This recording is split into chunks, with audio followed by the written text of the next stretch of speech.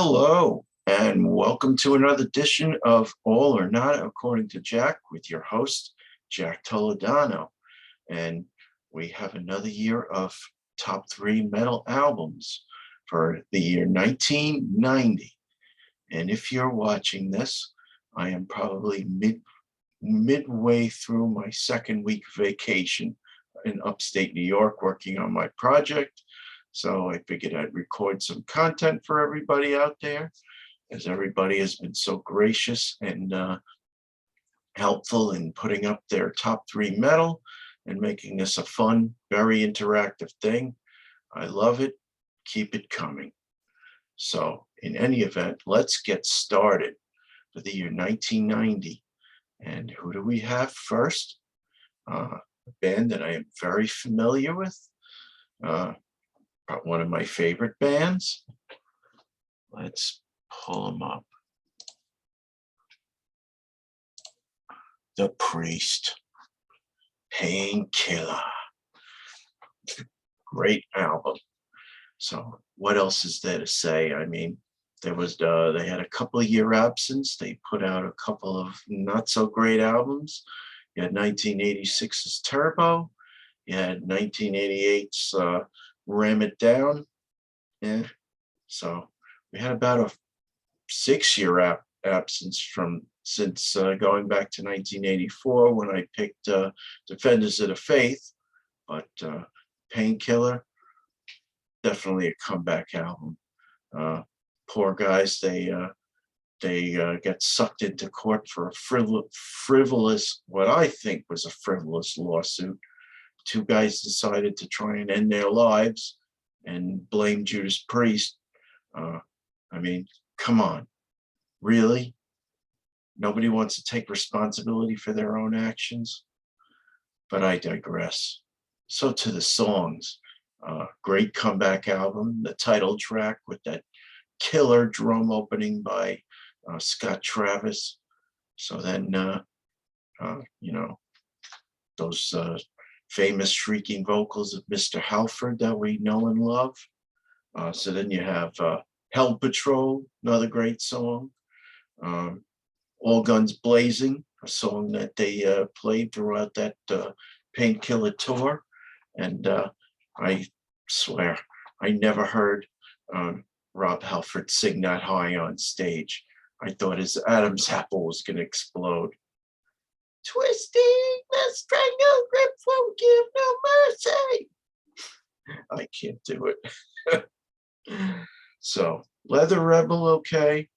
Metal Meltdown, what a great intro solo by both KK and Glenn. Fast and Furious. What more can I say? So then they you got to have one of those mythical, scary creatures at night. The Night Crawler, great song. That was a song they played on stage throughout that 1990 Painkiller tour. Between the Hammer and the Anvil, a great song. A song that actually made it as a question on Jeopardy. Yeah, of course they got it wrong. I got it right. Only song I really don't care for in this album, Touch of Evil. Doesn't really do it for me. I mean, you got that synthesizer with, and keyboards of Don Airey in that song.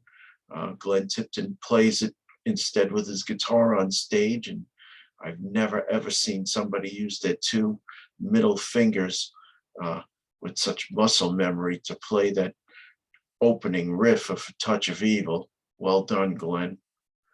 And then, of course, Battle Hymn and One Shot at Glory, a song that I loved, a song that I thought they would open with in the Painkiller tour. Wasn't until the second leg of the Firepower tour that they finally brought that song to the stage and played it. So great comeback album. Love The Priest. Sadly, Rob would leave after this album for several years. Rest is history. Know that they would hire Tim Ripper Owens. You'd keep the band going for a few years before Rob came back, but left us quite a great album there. So on to the next one.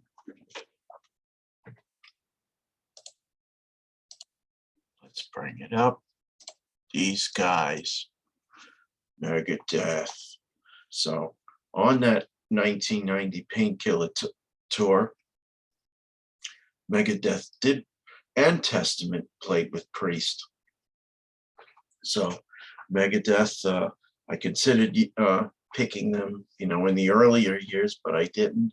This was the first Megadeth album that made the top 3 for me. Rust in Peace. I love that cover, by the way. I love Priest's cover as well. But so songs on Rust in Peace. Holy Wars, The Punishment Due, great song. Hangar 18, probably the best song on the album. Five Magics.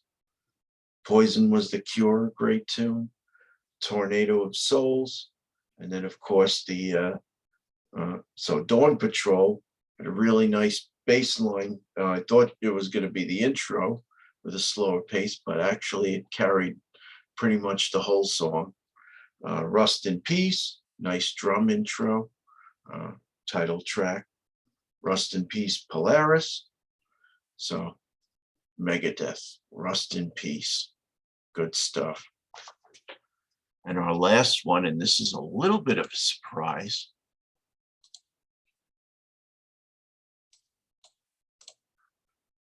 Alice in Chains, Facelift.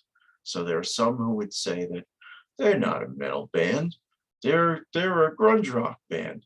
Well, in my opinion, they started out as a metal band, and throughout their albums, they have an element of heavy metal. But if you listen to some of the songs on this album, I mean, some furious, nice riffs, like they open right away with We Die Young. I just love that opening killer riff. Da-na-na-na-na-na. Good stuff.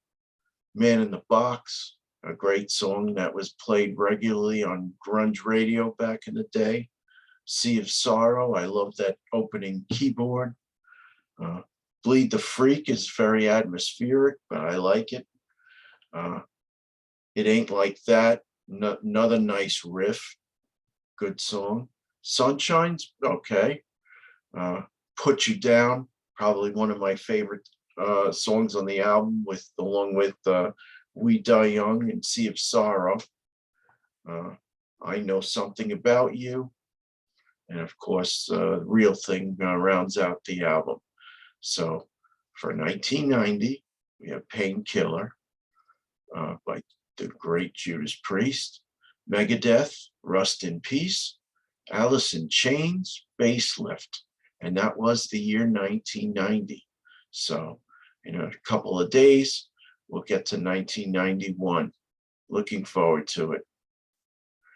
If you like what I do, please subscribe. Please put your comments in the comments section. Give me your top metal albums of the year, as everybody's been doing. And I will see you soon. Jack Toledano, speaking for all or not according to Jack. Good night, all.